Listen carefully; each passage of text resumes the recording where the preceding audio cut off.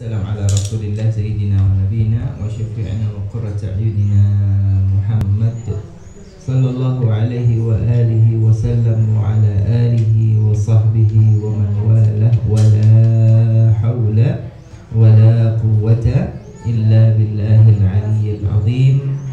أما بعد.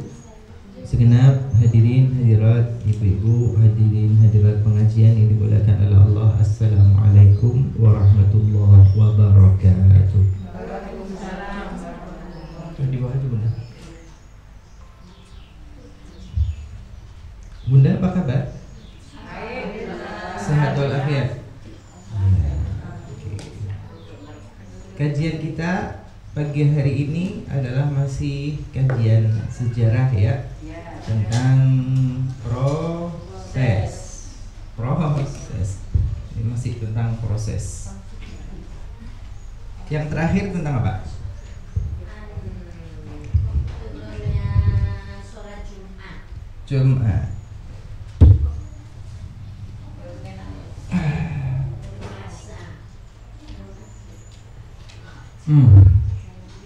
Bismillahirrahmanirrahim. Oke, proses Bunda masih tentang proses.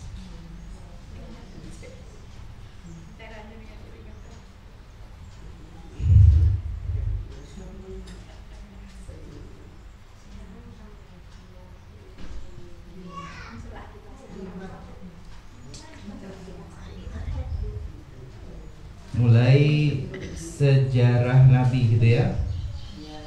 Proses sejarah Nabi berkaitan dengan Al-Quran, berkaitan dengan hadis, juga berkaitan dengan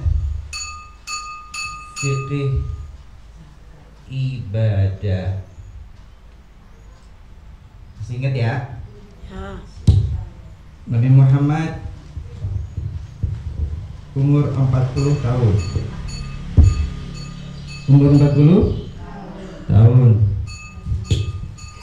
Sejarahnya beliau menjadi nabi dan menjadi rasul. Quran yang pertama kali diturunkan surat Iqra Al-Alaq ayat 1 sampai 5. Iqra bismi rabbikal ladzi khalaq. Hadis ya ada yang disampaikan oleh Rasulullah tapi tidak tercatat dalam sejarah. Ada kaitannya dengan ibadah, saat itu belum ada ibadah yang diwajibkan. Kenapa? Karena nanti ketika Rasulullah umur 51 kan begitu, baru Nabi Muhammad SAW Isra wal Mi'raj. Qur'annya subhanalladzi asra bi'abdihi lailan minal masjidil haram ilal masjidil aqsa. Hadisnya Rasulullah SAW menceritakan apa yang beliau alami ketika Isra wal Mi'raj. Kaitan fikih ibadahnya adalah diwajibkan sholat 5 waktu. Proses ya, umur 40 sampai umur 50 belum ada sholat 5 waktu. 10 tahun itu enggak ada sholat 5 waktu. Ketika malam Isra Mi'raj beliau umur 51 tahun, 11 tahun setelah jadi nabi baru diwajibkan sholat 5 waktu. Kemudian 3 tahun 2 tahun setelahnya barulah Rasulullah meninggalkan Makkah, hijrah ke kota Madinah. Hijrah ke kota Madinah. Di kota Madinah barulah Allah mewajibkan sholat Jumat. Itu Rasulullah di Madinah setelah 13 tahun menjadi nabi dan menjadi rasul. 2 tahun di kota Madinah barulah Allah mewajibkan puasa Ramadan. 2 tahun di Mekah atau 15 tahun setelah jadi nabi dan jadi rasul baru kutiba alaikumus siyam. Hadisnya hadis tentang puasa banyak. Kemudian fikihnya ya berarti tentang puasa. Yang ingin Habib sampaikan proses. Sekali lagi proses. Jangan pernah dikira Nabi Muhammad umur 40 tahun di Gua Hira langsung diberikan, "Hei Nabi Muhammad, ini Quran, Al-Fatihah, Al-Baqarah sampai semua An-Nas selesai." Nggak begitu. Jangan dikira umur 40 tahun di Gua Hira, "Hei Nabi Muhammad, ini loh syahadat, sholat, zakat, puasa, haji, laksanakan semua." Enggak begitu. Enggak begitu. Habib sengaja ceritakan proses. Sudah nih ya.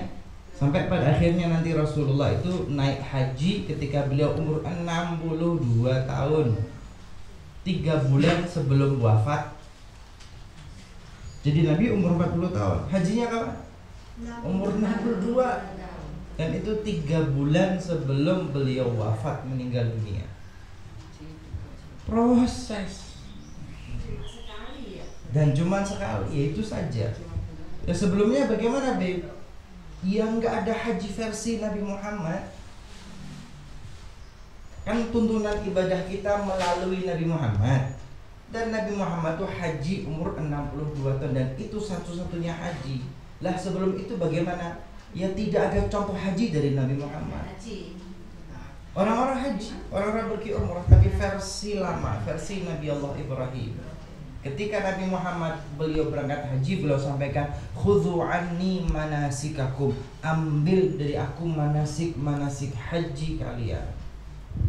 Baru 10.000 sahabat itu yang berusaha melihat bagaimana haji yang dilaksanakan oleh Rasulullah Sallallahu Alaihi Wasallam. Baik, selesai dulu ya sejarah Nabi Muhammad yang Habib sampaikan bahwa ibadah kita itu berproses. Sholat itu malam Isra Mi'raj tahun ke-11 setelah kenabian dan beliau berusia 51 tahun. Sholat Jumat itu ketika berada di kota Madinah, beliau sudah berumur 53 tahun atau 13 tahun setelah menjadi Nabi dan Rasul. 2 tahun kemudian baru diwajibkan puasa Ramadan. Beliau umur 55 tahun atau 15 tahun setelah jadi Nabi menjadi Rasul. Yang nanti haji, Rasulullah haji umur 62 tahun, 22 tahun setelah jadi Nabi dan Rasul. Proses. Lanjut. Quran juga berproses. Quran itu turun pertama Iqra bismi rabbikal ladzi khalaq, kemudian ya ayyuhal muddatsir, kemudian ya ayyuhal muzammil, kemudian pertengahan turun qul ya ayyuhal kafirun, kemudian turun subhanalladzi asra bi 'abdihi lailan minal masjidil haram ilal masjidil aqsa, kemudian turun nanti terakhir al yauma akmaltu lakum dinakum, surat Al-Maidah ayat 3.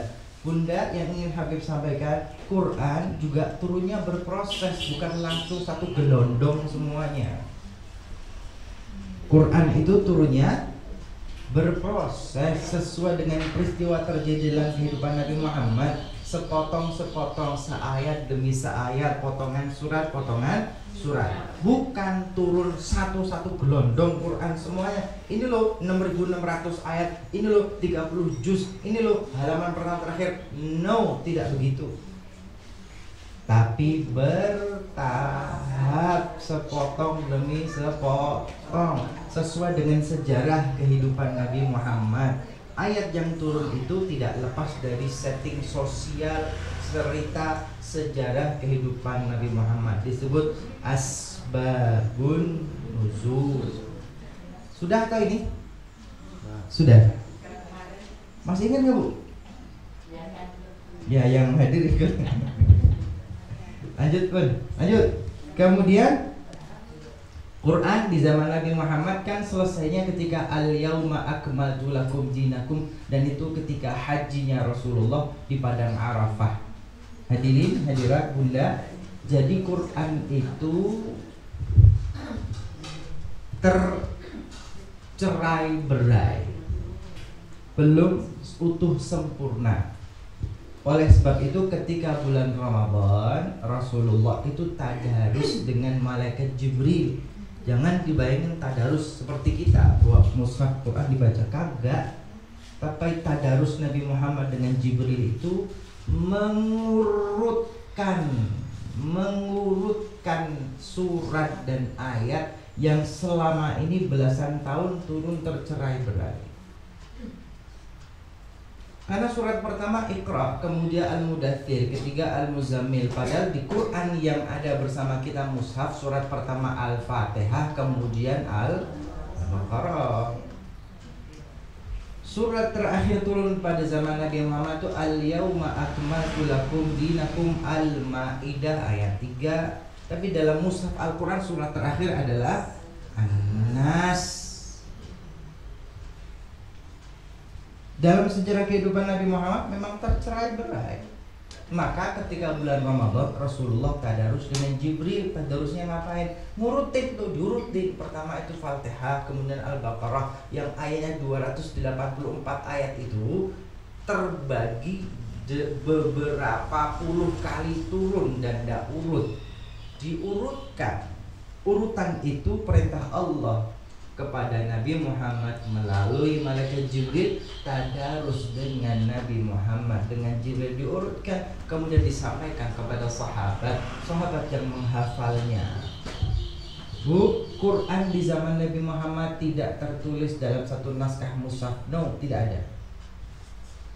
Sepeninggal Rasulullah, zaman Khalifah pertama Abu Bakar As-Siddiq, barulah Abu Bakar merintis penulisan Al-Quran dalam satu mushaf, satu naskah, kemudian disimpan oleh Khalifah Abu Bakar. Khalifah kedua Umar bin Khattab, Khalifah ketiga Utsman bin Affan. Satu naskah ini dicek dengan hafalan seluruh para sahabat, kemudian ditulis menjadi 6 naskah. 6 naskah ini kemudian dikirimkan ke Mesir, ke Syam, ke Damaskus, ke Yaman, ke Irak, ke Hijaz. Dengan perintah dari Khalifah Utsman, tidak boleh ada tulisan, tidak boleh ada bacaan kecuali sesuai naskah mushaf Utsmani. Ini standarisasi internasional bacaan dan penulisan Al-Quran.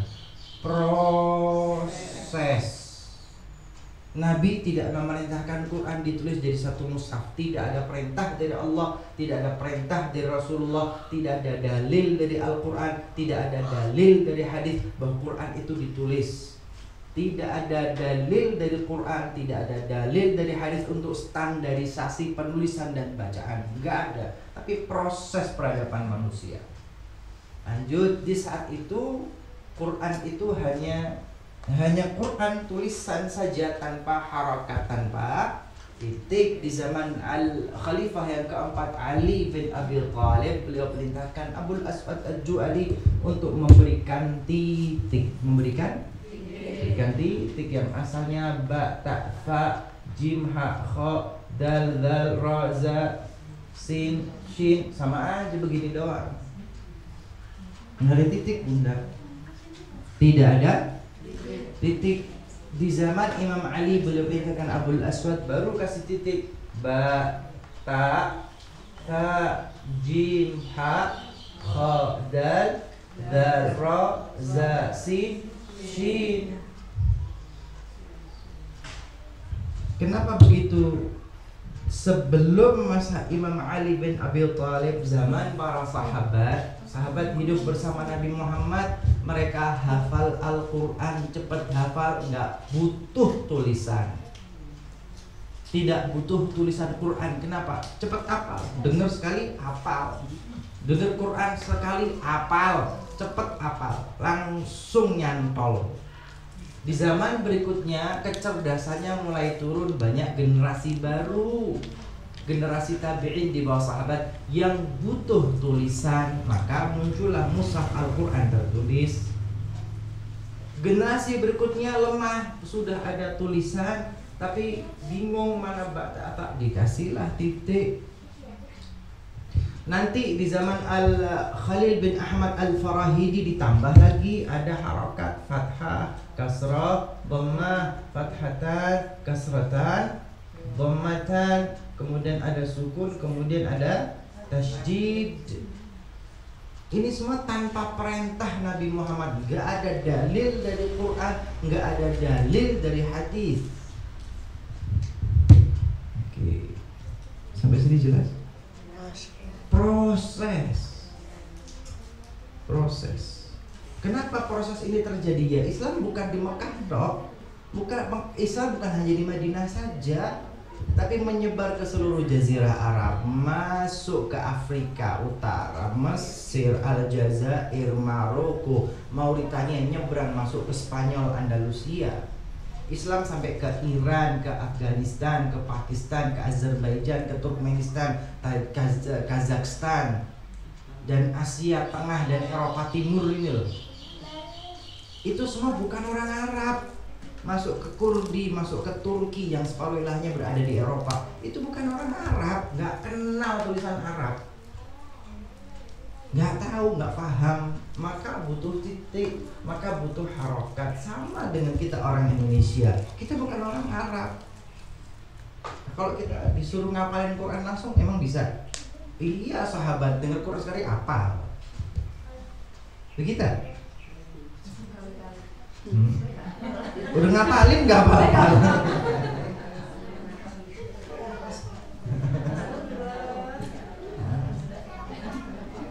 Kemudian muncul ilmu tajwid. Ilmu apa? Ilmu tajwid muncul. Kenapa ilmu tajwid itu muncul? Nabi tidak pernah mengajarkan ilmu tajwid. Tidak ada dalilnya ilmu tajwid dari Quran dan hadis, nggak ada dalilnya. Tapi kenapa muncul ilmu tajwid, Bu? Ya, memudahkan kita ini loh. Kita bukan sahabat Nabi, kita nggak hidup dengan Nabi Muhammad, kita bukan orang Arab, kita nggak makan kurma, kita tidak minum susu onta, makan tempe, makan beras, makan nasi, makan menjes tuh.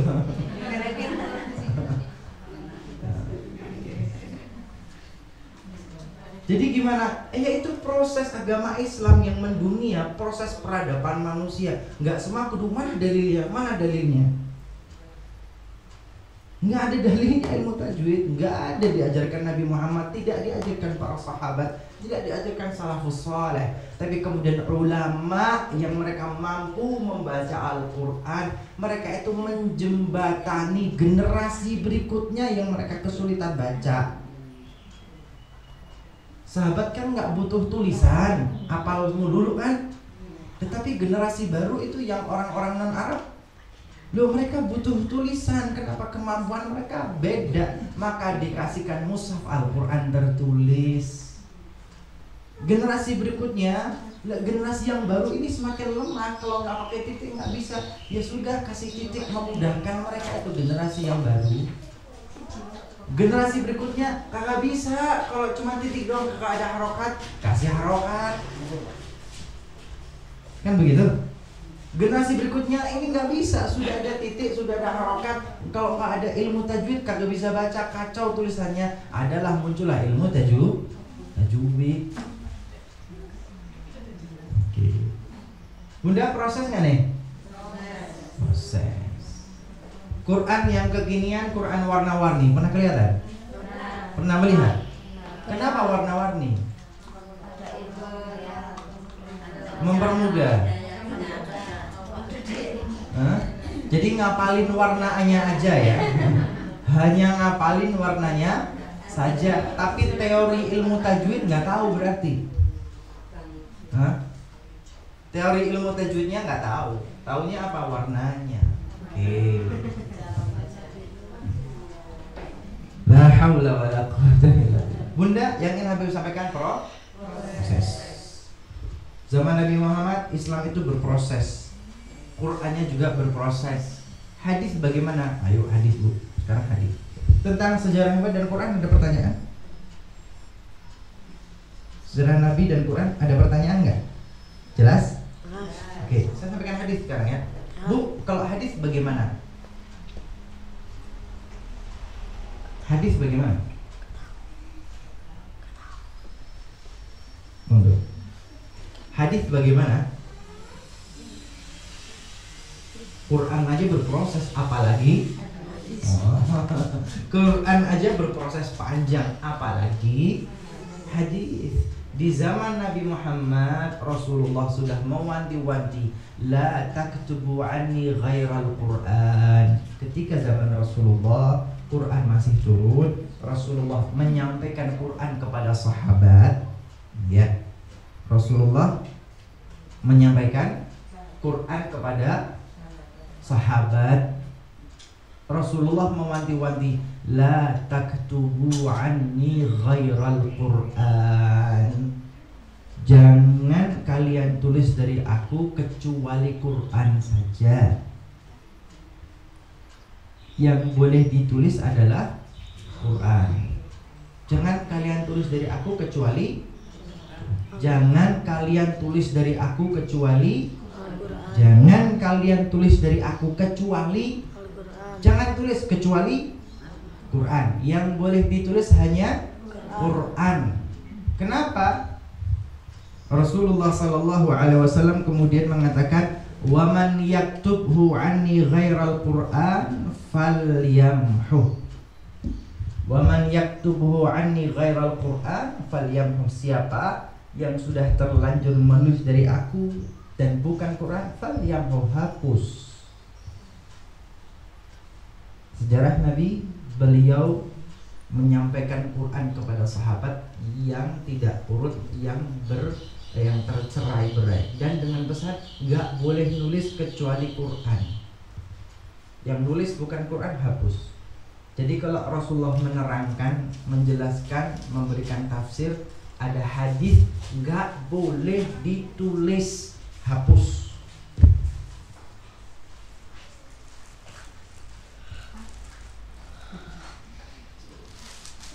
Jelas nggak nih?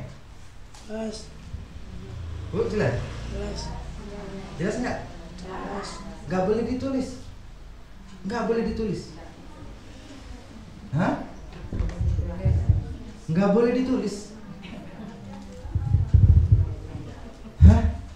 Bukan hanya nggak boleh ditulis, yang terlanjur nulis hapus.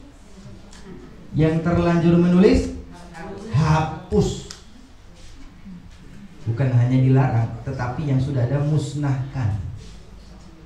Bunda, kenapa begitu? Kenapa begitu? Supaya tidak tercampur mana yang Quran, mana yang hadis. Supaya tidak tercampur mana yang Quran, mana yang hadis. Jadi nggak boleh nulis Quran tok yang boleh ditulis, hadis nggak boleh ditulis. Sampai di sini jelas? Rasulullah Sallallahu Alaihi Wasallam wafat, meninggal dunia. Bagaimana dengan hadis, Bunda? Bagaimana dengan hadis? Di masa khalifah yang pertama Abu Bakar As-Siddiq, ketika ada hadis kan dari Rasulullah, ya, Rasulullah wafat, meninggal dunia. Tapi sahabat itu kan murid-murid Rasulullah yang mereka mengingat apa yang pernah disampaikan Rasulullah, apa yang pernah diajarkan Rasulullah. Mereka masih ingat. Maka ketika mereka menyampaikan ini hadis Nabi Muhammad, Khalifah Abu Bakar punya kebijakan, siapapun yang menyampaikan hadis dari Nabi Muhammad, statement, kalimat, kata dari Nabi Muhammad, harus bersumpah atas nama Allah. Wallahi, demi Allah, ini adalah hadis Nabi. Wallahi, demi Allah, Rasulullah pernah berkata demikian. Wallahi, demi Allah, Rasulullah pernah berbuat seperti ini. Jadi di masa khalifah pertama Abu Bakar, hadis itu diperkuat dengan sumpah.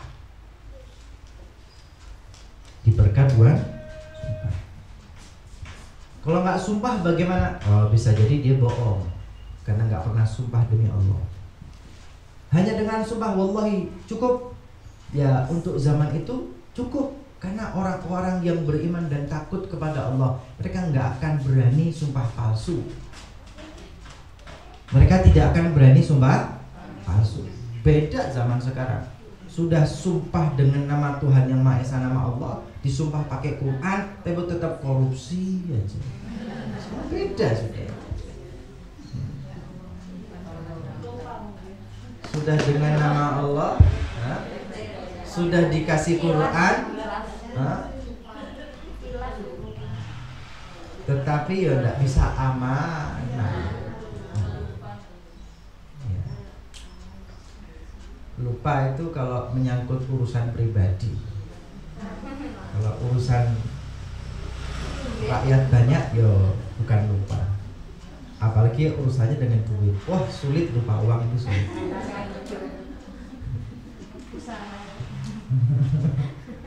Di zaman itu Khalifah Abu Bakar mengatakan cukup dengan sumpah. Wallahi, ini adalah hadis Nabi. Cukup dengan sumpah. Zaman Khalifah yang kedua Umar Ibnul Khattab, sumpah dan saksi. Bersumpah atas nama Allah, kemudian harus ada sahabat lain yang menyatakan ya betul bahwa itu pernah dikatakan oleh Rasulullah. Wallahi demi Allah ini adalah hadis Nabi Muhammad, dan ada orang lain saksi yang mengatakan memang itu pernah dikatakan, pernah diucapkan, pernah dilakukan Rasulullah. Zaman Khalifah pertama Abu Bakar dengan sumpah wallahi, zaman Khalifah yang kedua sumpah dan saksi. Lagi-lagi proses kan? Proses. Yang di zaman Nabi Muhammad nggak ada begitu. Di zaman Nabi Muhammad juga nggak ada perintah kalau menerapkan hadis dengan sumpah, nggak ada. Zaman Khalifah Umar tambah sumpah dengan saat. Khalifah yang ketiga Utsman bin Affan sumpah dan 2 saksi. Proses tok sudah ini. Ceritanya bro, proses. Lanjut Bunda. Oke, proses. Nggak bisa, mati. Lelah. Panas. Oke. Sama tadi Khalifah Utsman ya. Dan ini Bunda belum ditulis secara resmi. Oke.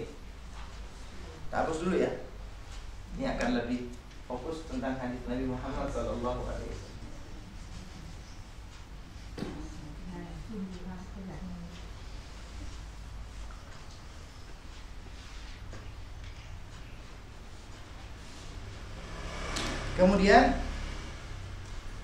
Kemudian apa Bunda? Oke.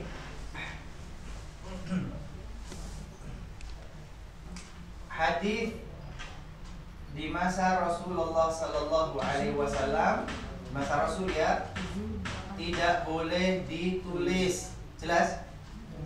Betul Bunda? Tidak boleh ditulis. Zaman Khulafaur Rasyidin bagaimana?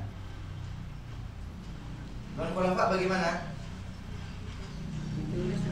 Zaman Khulafa tidak ditulis, diriwayatkan. Diriwayatkan belum ditulis, belum ada penulisan ini.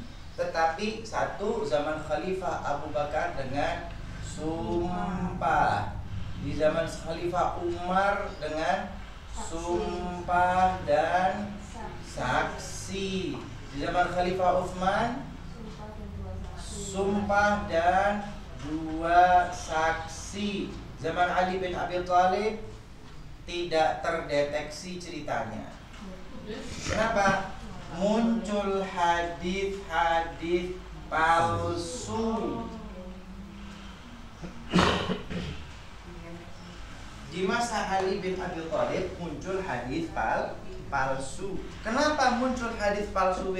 Iya, karena di saat zaman Imam Ali bin Abi Thalib mulai terpecah umat Islam ke 2 kubu, ada 2 kekuatan politik yang bersaing. Lagi-lagi ada urusan politik kekuasaan.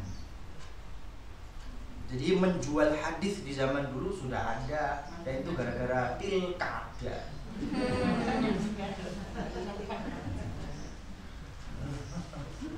Ada kubunya Ali bin Abi Thalib Khalifah keempat, ada kubunya Muawiyah bin Abi Sufyan. Golongan para sahabat ada yang merapat di barisan Ali bin Abi Thalib Khalifah keempat. Ada para sahabat yang merapat ke Muawiyah bin Abi Sufyan, oposisi yang ingin naik. Itu urusannya apa? Urusan jabatan. Pilkada.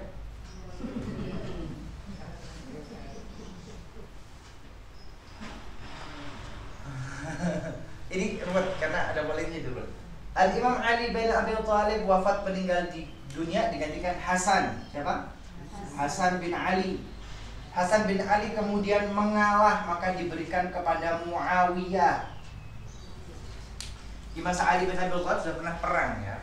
Di masa Ali bin Abi Thalib pernah perang Siffin. Ali bin Abi Thalib khalifah Rasulullah yang keempat. Ali bin Abi Thalib berhadapan-hadapan dengan Muawiyah bin Abi Sufyan, perang Siffin. Ali terbunuh, Muawiyah tidak terbunuh, digantikan oleh Hasan bin Ali. Hasan bin Ali mengalah, mundur teratur. Ia berikan kursi kekhalifahan kepada Muawiyah bin Abi Sufyan dengan kontrak politik. Saya mundur. Oh, sudah ada bunda, jangan khawatir.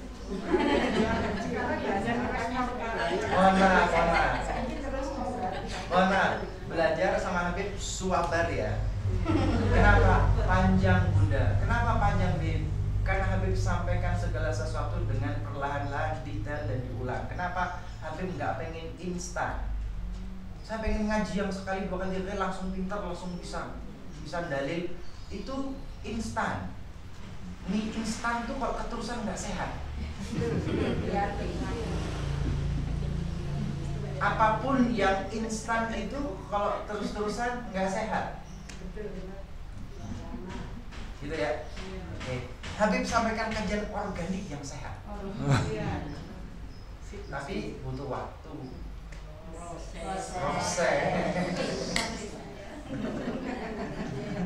Proses lama. Quran aja lama kan begitu. Quran itu lama, nggak tiba-tiba di tangan kita enak begini, enak aja. Itu loh kayak begitu ceritanya. Padahal Habib ceritanya dengan cepat. Dan itu butuh waktu belasan puluhan tahun. Tapi yang menceritakan yang puluhan tahun dan panjang itu menceritakan satu pertemuan, dua pertemuan. Ini sudah dipersingkat. Nah, kalau ibu pengen ngaji yang sekali dua kali datang langsung pintar, instan sekali, micinnya kebanyakan. Micin tuh enak sejenak, tapi jangka panjang sakit. Oke, sampai mana tadi? Sampai micin. Hasan bin Ali mengalah, mundur, ia serahkan kekhalifahan kepada Muawiyah bin Abi Sufyan. Muawiyah itu sudah lama, Muawiyah itu menjabat gubernur semenjak zaman Umar bin Khattab 10 tahun, menjabat sebagai gubernur di masa Utsman bin Affan 12 tahun, tetap bercokol nggak mau dicopot ketika masa Ali bin Abi Thalib.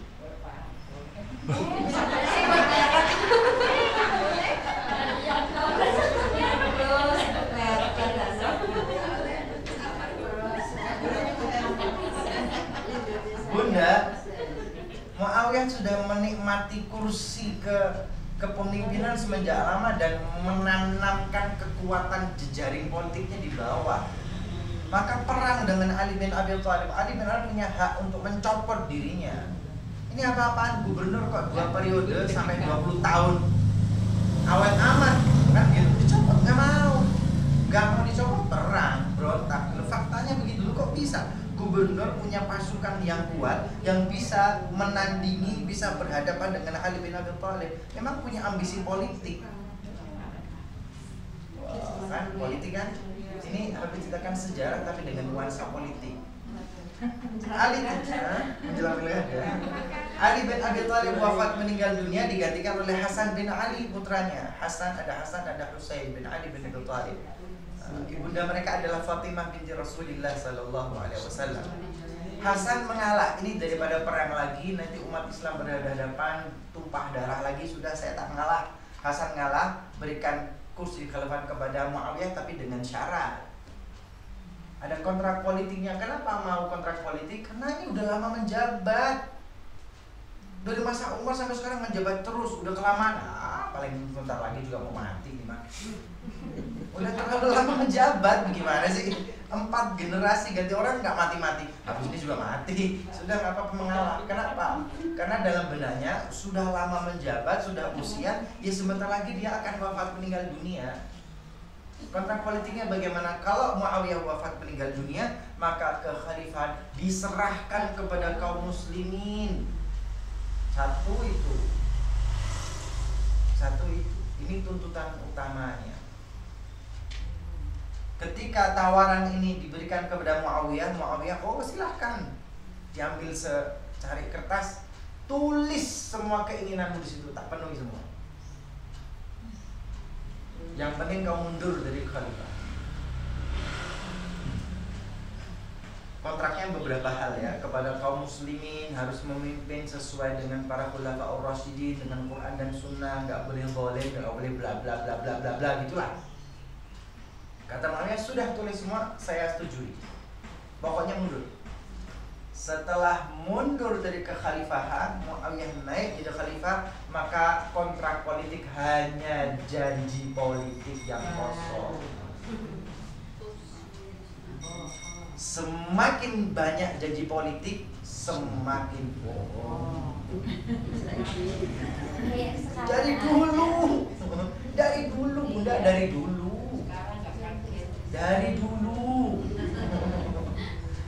dulu ketika Muawiyah akan wafat meninggal dunia, dia sudah siapkan anaknya Yazid bin Muawiyah. Maka semenjak ini muncullah dinasti Bani Umayyah.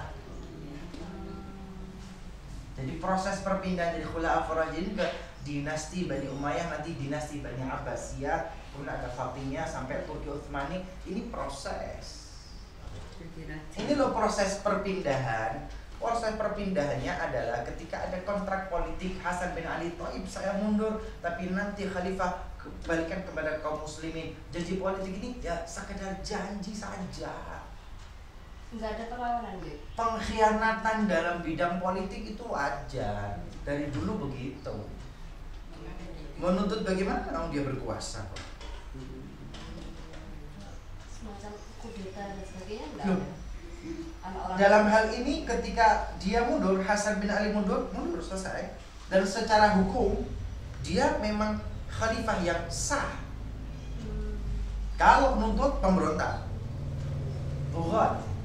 Pemberontak itu dosa. Salah posisinya salah. Nggak salah posisi, tapi ini pemain politik yang piawai dan licin kayak walu. Politik itu licin, Bunda. Esok dele sore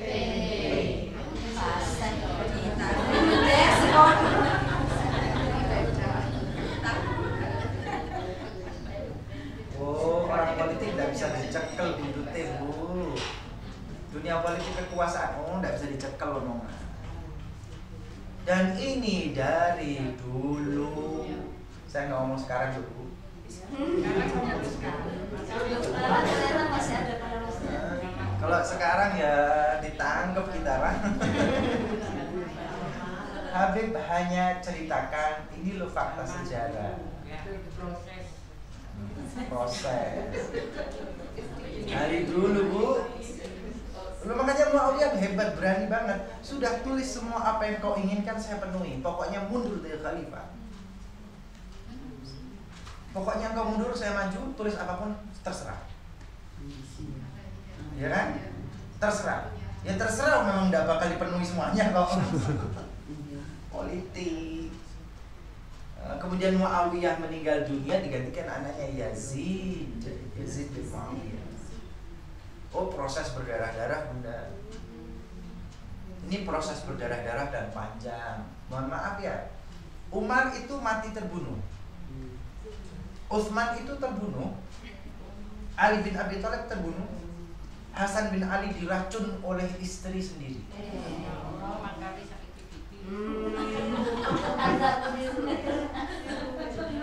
Hasan ini diracun oleh istrinya sendiri atas bujukan Muawiyah. Hasan ini sudah mundur gitu loh, Hasannya sudah mundur gitu kan. Tapi Muawiyah merasa ini kalau saya wafat meninggal dunia, Hasan bisa naik lagi karena punya popularitas. Hasan ini cucu Nabi Muhammad, cucu ini harisma dan auranya luar biasa. Maka Muawiyah kemudian janjikan kepada istrinya Hasan, kau racuni dia, lari dari Madinah, larilah engkau ke Damaskus, saya nikahkan dengan anak saya Yazid, dia akan menjadi khalifah selanjutnya. Pak, istri itu tetap demen ini. Makanya suaminya nggak ada. kalau makan siang hati-hati.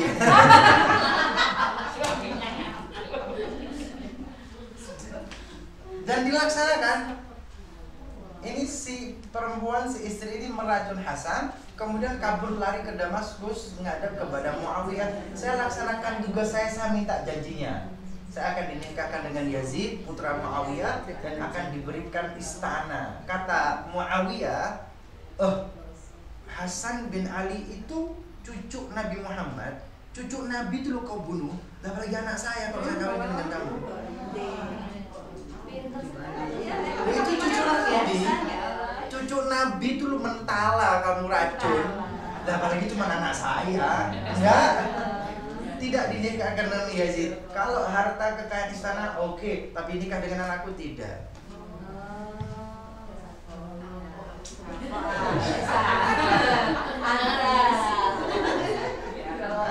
Ini suami sendiri.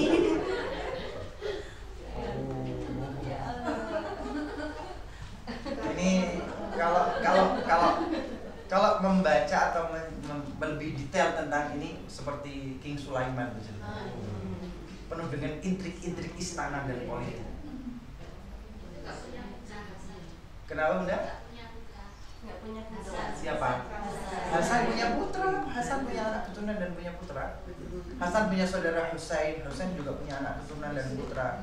Masalahnya di mana? Masalahnya kan Muawiyah secara hukum sah. Secara hukum dia sah menjadi khalifah. Iya dong, memang benar. Hasan mundur dan khalifah diberikan kepada Muawiyah dengan kontrak politik. Sah. Urusan kontrak politiknya kemudian tidak dipenuhi, ya janji memang tidak harus dipenuhi. Karena janji. Janji adalah tinggal janji.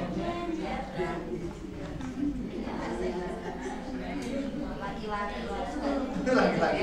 Di politik, laki-laki. Yang ingin Habib ceritakan sekilas, inilah dunia politik. Ini berdarah-darah. Umar terbunuh, Utsman terbunuh, Ali terbunuh, Hasan terbunuh, adanya Husain terbunuh, Muawiyah dan keluarganya. Nanti kapan-kapan tak cerita. Ini maksudnya apa nih? Oke, Bunda, ketika kondisi politiknya carut-marut seperti ini, Quran dan hadisnya nggak bisa berkembang. Pendidikan itu nggak bisa berkembang dengan baik ketika politiknya carut-marut. Ketika masa Rasulullah, kemudian Abu Bakar, Utsman, Umar, Utsman, Quran berkembang, hadis berkembang, pendidikan Islam berkembang. Kenapa? Karena kondisi politik, ekonomi, sosialnya memang stabil. Tapi masa Ali bin Abi Thalib, Hasan dan Muawiyah ini mulai goyang, mulai kacau. Maka imbasnya dunia pendidikan Islam nggak berkembang, energinya tersedot untuk politik. Seperti sekarang nggak bisa sekolah, tapi kalau pilkada boleh. Omnibus Law tetap disahkan. Ya, karena energi kita dihabiskan untuk yang lain, politik terus bekerja untuk mencari kekuasaan.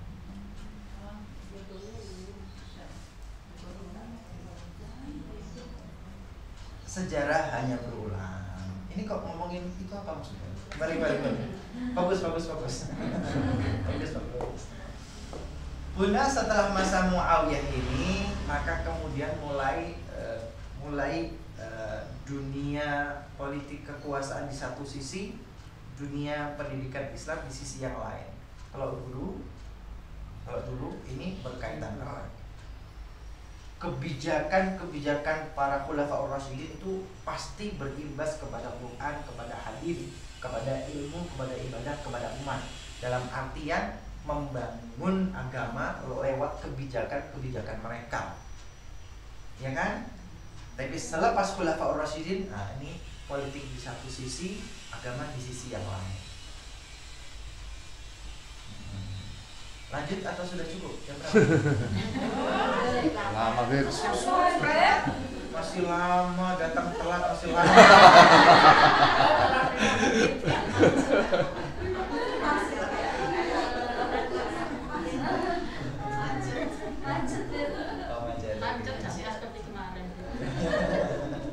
Oke, sampai di sini ada pertanyaan sebelum dilanjut. Lanjut ya. Bunda, selanjutnya tadi gimana tadi? Di masa Abu Bakar sumpah ya, di masa Umar sumpah dengan satu saksi, di masa Utsman sumpah dengan dua saksi, masa Ali, masa Hasan dan Muawiyah ini masa transisi politik yang carut marut sehingga Quran atau hadis tidak bisa berkembang signifikan, tidak terekspos, tidak terceritakan dalam sejarah dengan jelas. Kenapa? Ya lebih energinya habis untuk urusan kekuasaan dan politik. Lanjut ya. Bunda, setelah ini masa tabi'in, generasi kedua. Artinya generasi pertama itu yang hidup bersama Rasulullah. Generasi kedua itu Al-Khulafa'ur Rasyidin. Generasi ketiga Hasan bin Ali dan Muawiyah. Sudah generasi ketiga dan keempat. Nah, ini transisi masa ketiga dan keempat. Generasi keempat di setelah Rasulullah SAW. Yang besar yang bisa kita catat dalam sejarah masa Imam 4 mazhab Bunda. 3 nih masa transisi Bunda ya. Transisi apa? Kekuasaan. Ini ya.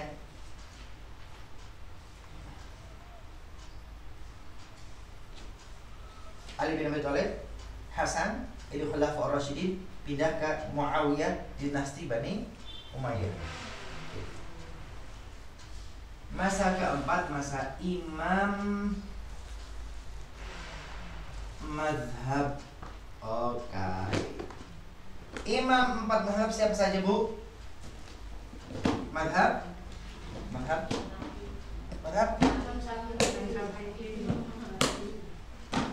Imam 4 madhab Bu.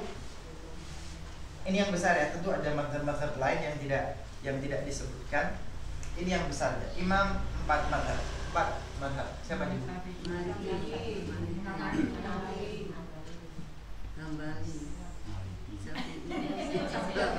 Ini kenapa nggak kompak begini?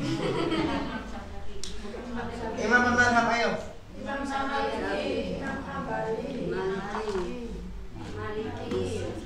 Maliki, Syafi'i, Hambali, Hanafi. 4. Urutannya bagaimana? Urutannya? Imam Maliki dulu. Urutannya? Ini ngaji gak tahu Ayo minum dulu. Minum dulu.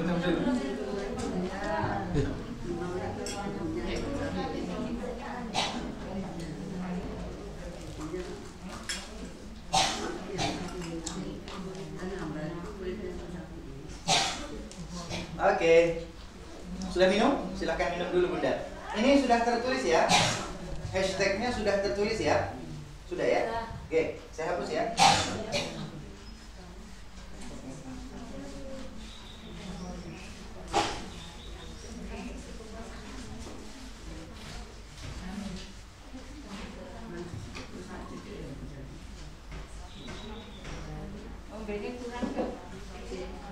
Minumnya kurang?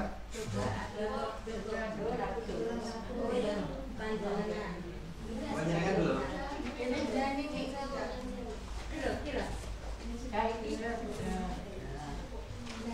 Oke, siap? Lanjut?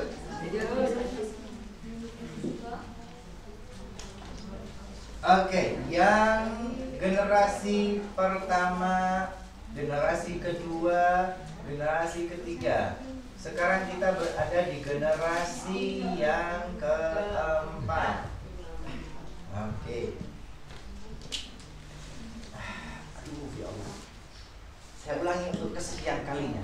Generasi pertama adalah generasi Rasulullah Sallallahu Alaihi Wasallam. Generasi kedua adalah generasi Al-Khulafaur Rasyidin Abu Bakar, Umar, Utsman. Ali. Generasi ketiga adalah generasi transisi kekuasaan, masa Ali bin Abi Thalib dengan putranya Hasan bin Ali, dengan Muawiyah bin Abi Sufyan dan putranya Yazid bin Muawiyah. Ini generasi ketiga. Generasi keempat adalah ketika urusan kekuasaan memang berada di tangan Bani Umayyah, dengan urusan agama, perkembangan agama Islam di tangan para alim dan ulama yang jauh dari lingkungan kekuasaan. Jelas? Lanjut ya. Ada yang ngantuk? Enggak. Ada yang sudah lelah? Ada yang sudah lelah? Oke, keempat adalah masa imam empat madhab ya, empat madhab ini yang kok irung sih? Empat madhab. Pertama siapa bunda? Maliki. Pertama Imam Maliki. Abu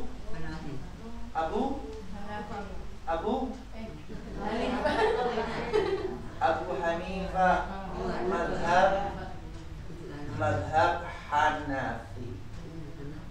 Oke, kedua madhab Imam Malik bin Anas, madhab Maliki. Madhab ketiga Muhammad bin Idris Asy-Syafi'i, madhab Syafi'i. Oke, kemudian madhab keempat Ahmad bin Hanbal, madhab Hanbali. Sampai di sini ada pertanyaan?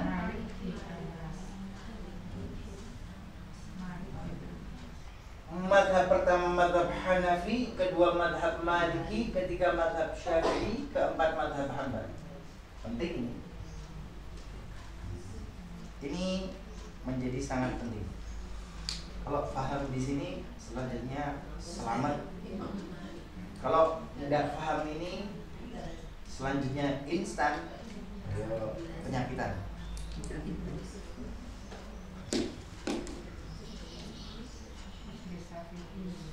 Gak kelihatan kan tulisannya? Astagfirullah, kecil gitu, digedein San. Digedein aja. Habibnya nggak kudu kelihatan, yang penting tulisannya. Yang penting tulisannya terlihat aja. Kalau saya di shooting terus, aduh. Nggak penting, yang penting ini. Bisa kelihatan? Ya.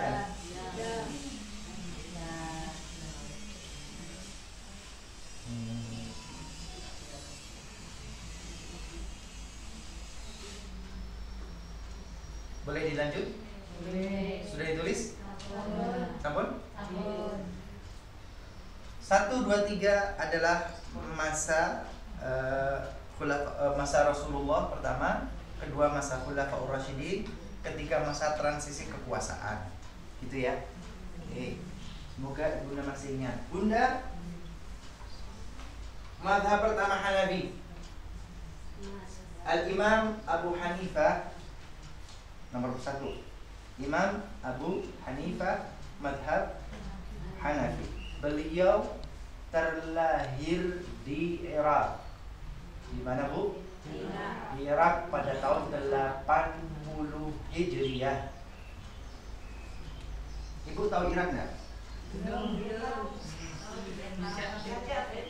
Insya Allah.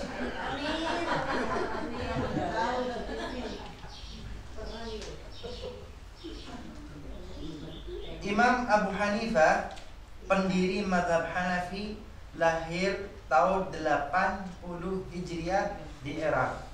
Letak geografis Irak.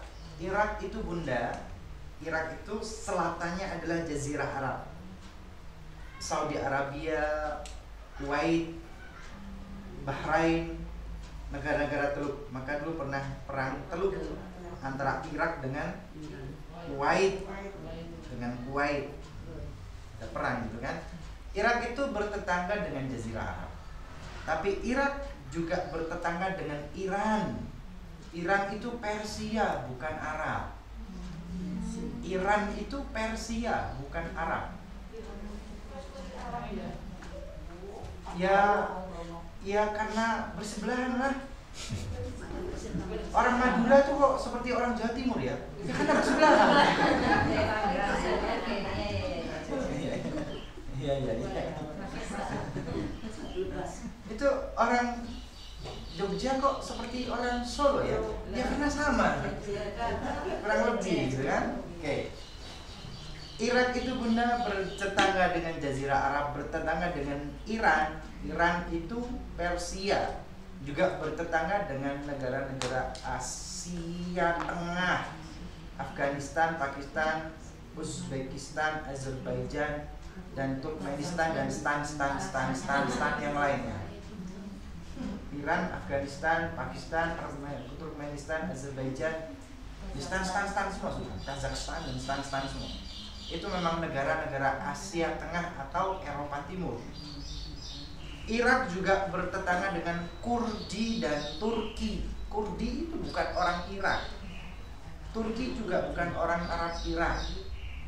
Tapi mereka juga nggak mau dianggap sebagai orang Asia Tengah. Kurdi, Turki separuh wilayahnya berada di Eropa. Jadi Turki dan Kurdi itu posisinya bingung. Kurdi itu ya bingung. Kemudian Irak juga di sebelah baratnya bertetangga dengan Suriah, Lebanon, Palestina. Yang ingin Habib sampaikan, Irak itu wilayah geografisnya bertetangga dengan berbagai macam negara, berbagai macam ras, berbagai macam etnis, berbagai macam bahasa. Artinya Irak itu cenderung terbuka, bisa menerima perubahan dan perbedaan karena lingkungannya begitu. Ya mungkin global gitu ya, globalisasi kecil lah. Yang ingin Habib sampaikan, Imam Abu Hanifah hidup di lingkungan yang terbuka, bergaul dengan berbagai macam bangsa, bahasa, ras, etnis, suku, dan agama yang beda-beda. Kehidupannya cenderung terbuka. Kehidupan yang terbuka itu bisa menerima perbedaan, ketemu dengan macam orang. Kehidupannya di Irak itu cenderung berkembang dengan cepat dan pesat. Dan Irak jauh dari Makkah dan Madinah. Rasulullah itu di Mekah Madinah, sahabat itu di Mekah di Madinah. Artinya pusat ilmu itu di Mekah dan Madinah. Riwayat hadis itu banyaknya di Mekah dan Madinah. Riwayat tafsir itu banyak di Mekah dan Madinah. Sedangkan sahabat atau orang alim generasi tabi'in yang kemudian mereka sampai ke Irak itu tidak banyak. Kenapa? Ya karena tumplek-beknya di ibu kota Islam, yaitu Madinah dan Makkah. Yang di Irak bagaimana? Ada ulama, ada riwayat hadis, ada riwayat tafsir, tapi tidak banyak. Yang ingin Habib sampaikan, Imam Hanafi hidup di lingkungan yang terbuka, berkembang dengan cepat, tetapi riwayat Quran dan hadisnya, tafsirnya tidak banyak. Kehidupan yang berkembang dengan cepat pasti memunculkan masalah sosial yang muncul dengan cepat, tetapi hadis dan tafsir Qurannya tidak banyak. Maka bagaimana caranya hadis yang tidak banyak, tafsir Quran yang tidak banyak, yang sedikit ini harus bisa mengcover, memberi payung hukum untuk kehidupan yang berkembang dengan cepat dan dinamis. Bagaimana caranya, Bu? Maka Imam Abu Hanifah punya metode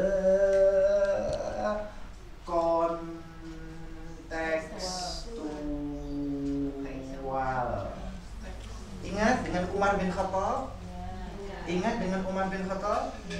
Umar bin Khattab itu kontekstual. Apapun yang terjadi di lapangan, beresin teksnya belakangan. Masih ingat? Jadi supaya kita nggak bingung, kenapa Umar dulu begitu?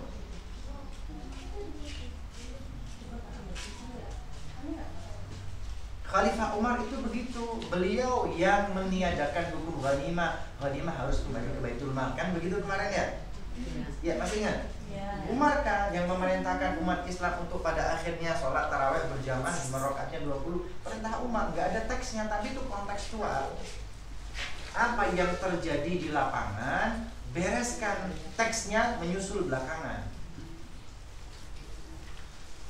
Imam Abu Hanifah tinggal di Irak, lingkungan geografisnya terbuka, berkembang dengan cepat. Tetapi Irak jauh dari Mekah dan Madinah, sehingga tafsir Quran, hadis yang sampai ke Irak tidak banyak, tapi hidupnya berkembang cepat. Kontekstual. Bunda sampai di sini diterima atau masih bingung? Separuh-separuh. Oke, bisa diterima? Insya Allah ya. Insya Allah Bunda. Lanjut ya. Imam Abu Hanifah tahun 80 Hijriah lahir. Selanjutnya ada Imam Malik bin Anas, madhab Maliki. Tahun berapa? Beliau lahir 130 Hijriah. Al-Imam Malik bin Anas lahir tahun 130 Hijriah. Tahun 130 Hijriah. Di mana? Beliau berada di Madinah. Imam Malik ini, mazhab Malik ini di Madinah. Kenapa dengan Madinah? Loh, Madinah pusat ibu kota, Madinah pusat peradaban Islam. Para sahabat generasi terbaik berada di kota Madinah. Murid-murid para sahabat, santri para tabi'in, Al-Hasan dan Al-Basri, Malik bin Dinar, Muhammad ibn Sirin, ini ulama-ulama di zamannya juga berada di kota Madinah. Artinya literatur sumber agama Islam itu banyak di kota Madinah. Dan Madinah ini Hijaz, provinsi Hijaz. Madinah ini nggak bertetangga dengan negara apapun. Letak geografisnya tidak bertetangga dengan negara apapun. Dia itu tengah-tengah di Hijaz, Jazirah Arab, samping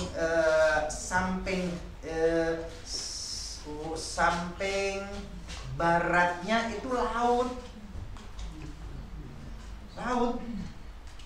Tapi utara, selatan, timur, barat padang pasir, Jazirah Arab. Tidak seperti Irak.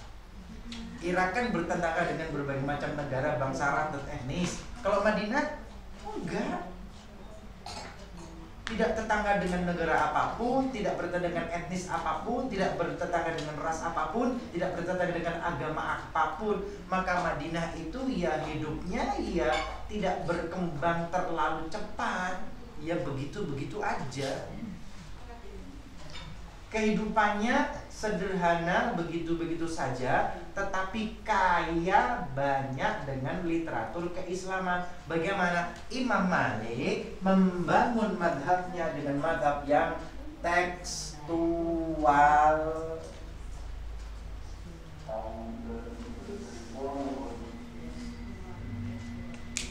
Sampai di sini bisa dipahami? Bunda, ini nggak dibuat-buat. Ini memang berjalan alami begitu. Kenapa mazhab Hanafi kontekstual?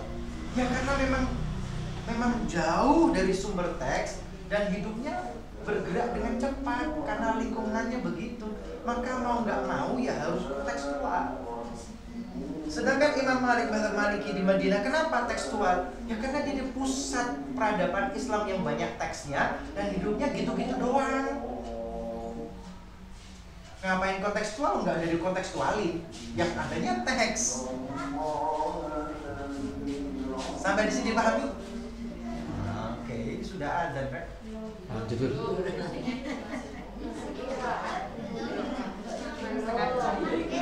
Bunda, ini sedikit mengulang sejarah. Dulu Abu Bakar As-Siddiq itu khalifah yang tekstualis.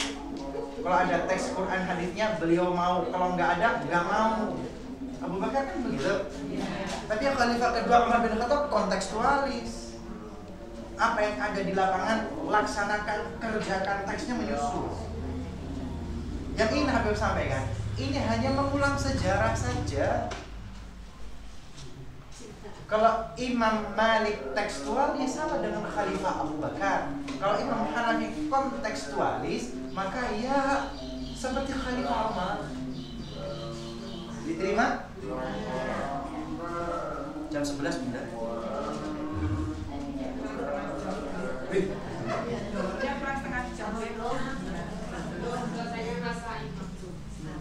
Oh panjang ini.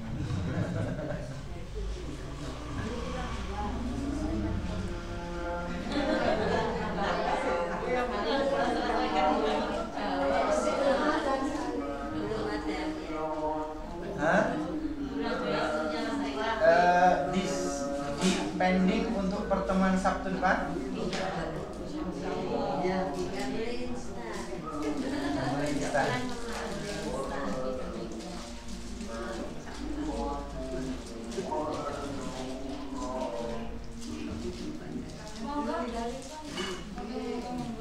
Bunda, 1, 2 nggak apa-apa ya, nggak akan Habib tambah ketiga dan keempat. Bunda,